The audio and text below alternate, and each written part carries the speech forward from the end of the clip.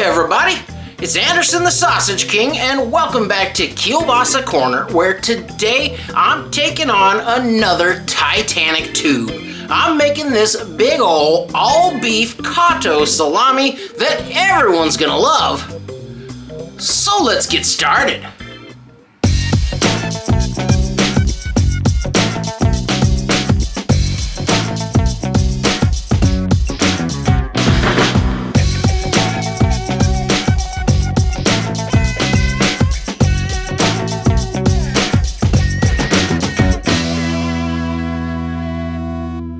So what exactly is Cotto salami? Well, Kato is an Italian word for cooked, so Cotto salami is simply a salami that has been cooked rather than dry cured. This way it can be ready in a day or two rather than hung out to dry for weeks or months or even longer. So it's more of a technique than a recipe. No two recipes for this are the same, and that means we get to have a lot of fun with the spices that go in here. I love a good no-rule sausage. That being said, I'm looking to make a smoky, moist salami suitable for slicing for sandwiches. Something similar to this, but much, much better. And to make a much, much better version of this, we're going to begin with much, much better meat. Because if we've learned anything from the great Roman Craig, it's that this stuff is made of lips and assholes.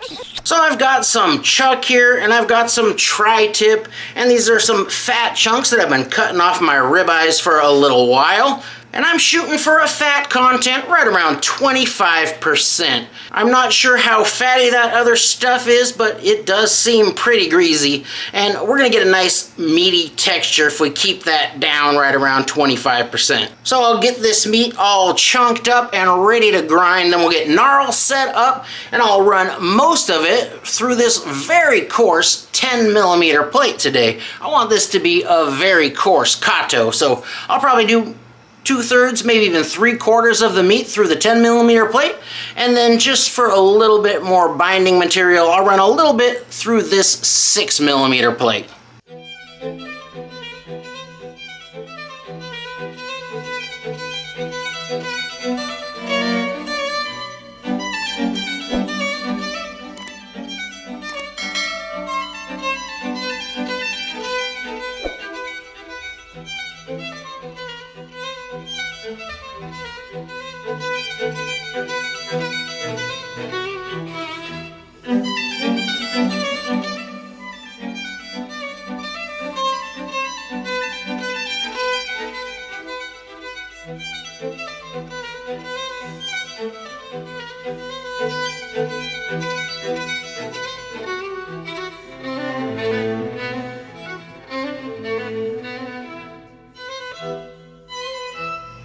That is looking good. Now I'll get this weighed up, and then I'll keep it out in the refrigerator so it stays cold while I work up the spice bill. So I weighed up 3 kilograms of meat, and go ahead and call that 6.5 pounds in American, and I like that amount because that fits nicely into the casing that I'm going to be using today. And then I came up with a blend of spices that sounded good to me, just kind of off the top of my head, and you could use these spices in your salami or just use whatever sounds good to you. This is not a formula. So for my salami, we'll start with the salt, and this is 80 grams of plain non-iodized salt, and as usual, check down the recipe below for standardized measurements. This is 70 grams of dextrose, and you can get away with plain white sugar here, and that is mainly going to be used to feed this starter culture because I am going to be fermenting this sausage, which again is optional in this recipe. I've got 35 grams of black peppercorns that I'm just going to roughly bust up because I want some nice big chunks of pepper in there. This is 17 grams of Aleppo pepper flakes, which is not very spicy, but it's got a great pepper flavor, and it looks really nice in the sausage. And what also looks nice in the sausage is some mustard seeds. So I'm going to throw in just 17 grams of some whole mustard seed because I want to see them in there, and I also like a little pop when you bite into those guys. And I thought I'd throw some fennel in there to give it a little of that Italian flair. So this is 9 grams of some kind of roughly ground fennel seed. And of course I want some garlic in there, so I've got 5 grams of garlic powder. And if you want to use fresh garlic, I'd go with probably 20 grams of fresh garlic clove that you're going to want to puree or press to get them really finely ground. And this is my starter culture. This is Back to Firm LHP starter culture. It is a quick fermenting culture. I should get pretty good fermentation in 24 to 48 hours. And I'm going to want to bloom this for about 20 minutes in some room temperature non-chlorinated water. So I've got 100 milliliters, or about a 1/2 cup of water here for that. Now this is my cure. This is 9.5 grams of pink cure number 1. And the way to determine the amount of pink cure to use is to add up the weight of all the ingredients, the meat, all the spices, the water, and then multiply that amount in grams by 0.25%, and that will give you the amount in grams of pink cure to use. So I'm going to get started by blooming the culture, and it really takes a tiny amount of this. This 42 gram packet is enough to ferment 225 kilograms of meat, which is more than I'm ever going to be doing down here, but you can't really use too much as long as you're reasonable. So I'm just going to put in a 1/2 teaspoon of this.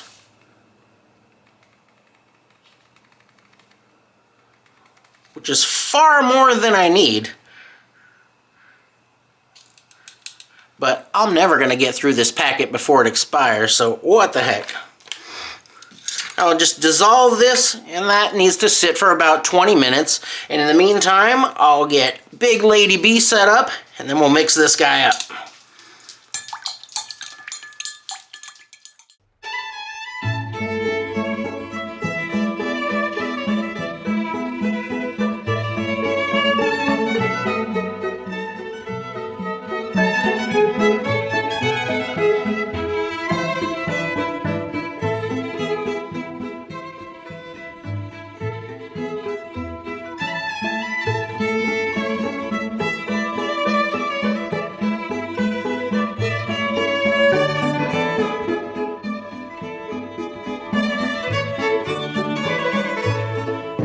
And just before I mix this up, I want to get my big old fibrous casing hydrated.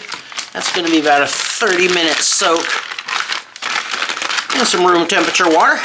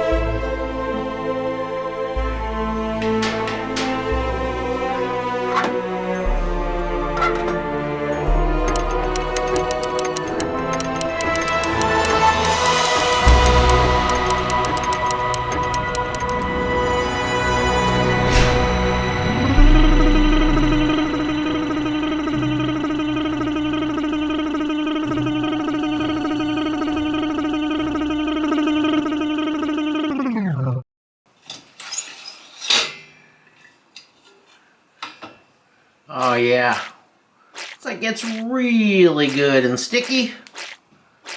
We're good to go. All right, looks like it's time to lock and load and crank out this sexy salami.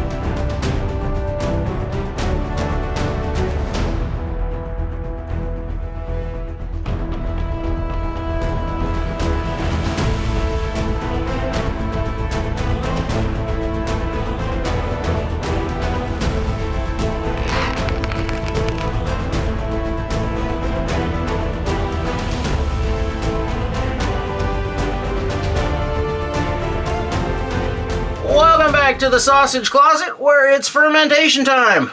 I've got my big old salami resting here, a couple of little test chodes hanging out, and I'm going to be doing a pretty short ferment on these. I've just been playing around with this culture for a little while. I've done some 48-hour ferments, and that made a very tart, very tasty salami. This one I'm going to do a little shorter time, maybe 30 hours, and we'll see how that does. So I'm going to leave them in here, like I said, 24, 36 hours.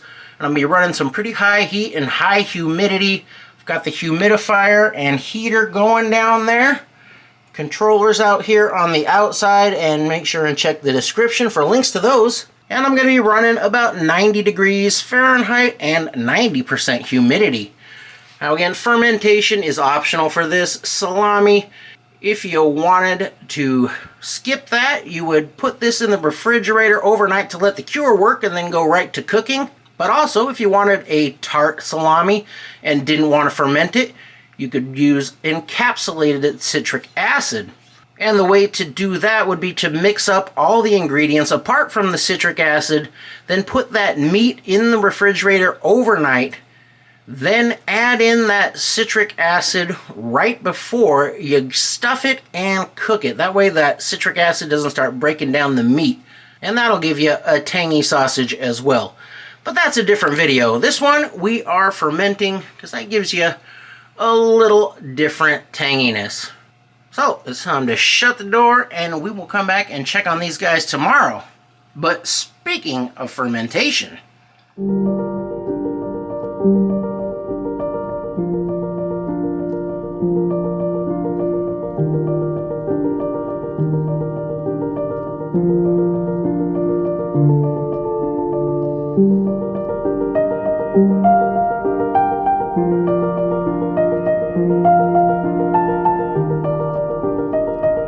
check it out.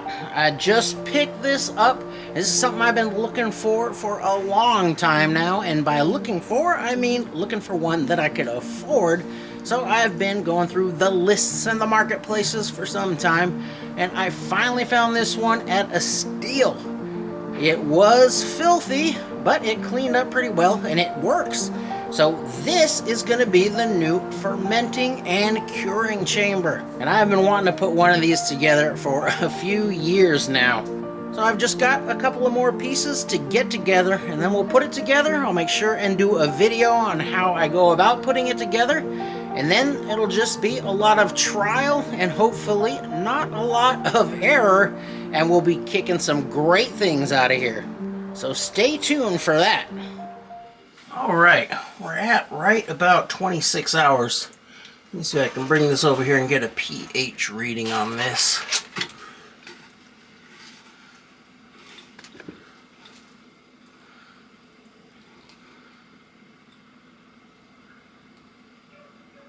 .5. Yeah, that is going to be plenty tangy. Yeah, this culture works really fast. Well, that's good to go. Now let's get this out into the smoker and get some more flavor on it. Now it's time to lay some smoke on here and add another layer of flavor. I'm going to be running pecan wood today just because I had some laying around, and I'm going to lay the smoke on here pretty heavy for probably about 6 hours. I'm going to keep that temperature down between 130 and 140 degrees Fahrenheit. After that, I'll take this thing out and I'll finish cooking it in a water bath.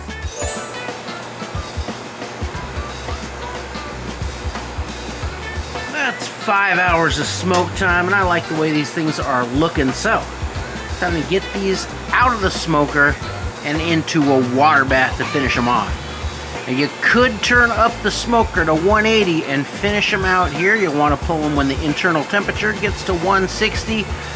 But they're going to dry out more, and it's also going to get sort of a rind on the outside and be a little tougher. Still going to be delicious, though.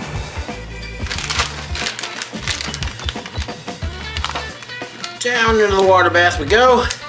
I've got this water bath set at 180. And the reason for the higher temp is to get that cook done quickly and to preserve as much moisture as possible in here. So I'll weigh this guy down. Those guys can just plop right in there. Those guys will be done in no time. This big guy will probably take just about 2 hours. I'll check just ahead of 2 hours, and I'm gonna pull that when it hits 160 degrees internal, and then we'll get it out of here and into an ice bath. Hour 45 and I'm at 151. It's probably gonna be about 15 or 20 more minutes and this will be ready to go into the ice bath.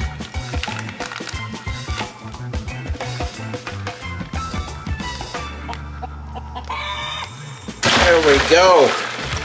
Right down into that ice bath. Stop any carryover cooking and shrinkage. I'll just leave it down in here for 30 minutes or so. Get that cooled down to the core. I'll pop it in the fridge and we'll try this out tomorrow. This has been out in the refrigerator overnight. It's all cooled off, and now let's take a look at how we did.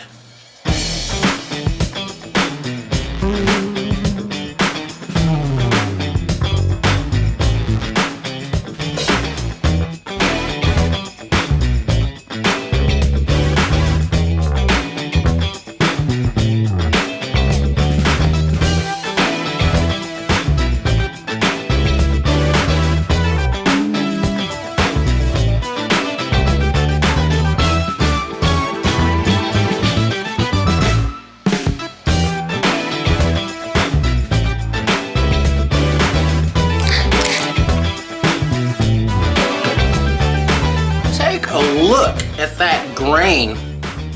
Nice and coarse.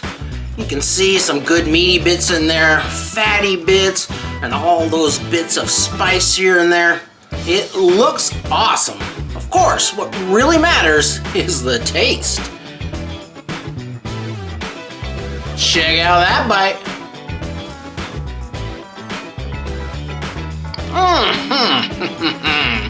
Oh yeah. That is a top dog. This is fantastically flavorful. It's nice and peppery. That garlic is just right. It's not overwhelming. And it's got a good light smokiness. I want to make another one of these and just smoke the heck out of it. Maybe 12 hours or more of smoke time. That sounds like a fun experiment. But this is excellent just like this. The fermentation worked out really well. It's nice and tangy, which will make my wife very happy. She gets pretty excited for a sour sausage. And it's retained lots of moisture, so it slices easy, and it's gonna work great for cold cuts. As a matter of fact,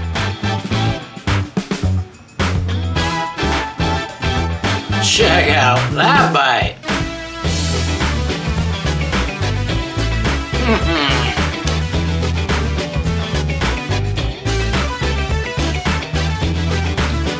Oh yes, this is a solid gold recipe, and if you've got the means, when you look at the cost and the quality of this and you compare it to the cost and the quality of this, it's an absolute no-brainer. You just gotta do it. Thanks for watching.